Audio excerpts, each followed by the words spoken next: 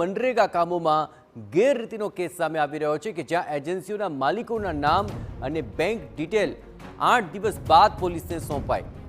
35 એજન્સીઓની વિગત મળતા પોલીસે આ મામલે તપાસ શરૂ કરી છે।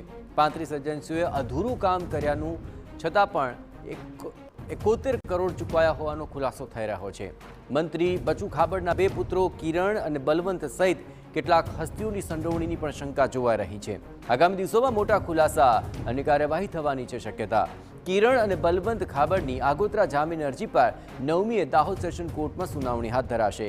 અહીં ફરિયાદ કરનાર DRDA ડાયરેક્ટર BM પટેલની બદલી કરી છે અને ધાનપુરના તાલુકા વિકાસ અધિકારીની પણ બદલી થતા ચર્ચા વધી છે।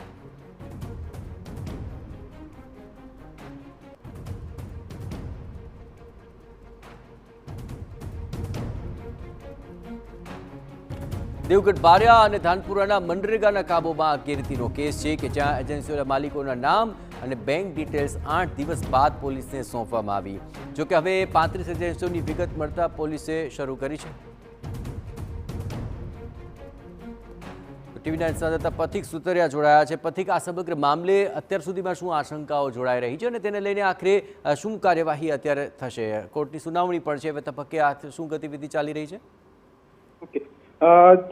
એજન્સીના જે માલિકો છે જેના બેંક ખાતાની વિગત છે 8 દિવસ બાદ પોલીસ દ્વારા જે પોલીસને સોંપવામાં આવી છે તે સાથે હાલ જેના વ્યવસ્થાએ તેમજ પેમેન્ટની પ્રક્રિયા પણ પડતા સ્વરૂપ છે।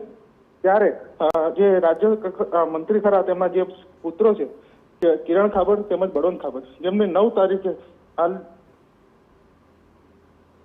હાલ આગોતરા જામીન માટે અરજી કરેલી છે તેની સુનાવણી થવાની છે। ત્યારે ખાસ તો કહી શકીએ કે તાલુકા પંચાયતના ધાનપુરના જે DDO છે તેમની પણ હાલ બદલી થઈ છે। ત્યારે હાલ તંત્ર દ્વારા શું પગલાં લેવામાં આવે છે તે દેખવાનું રહેશે।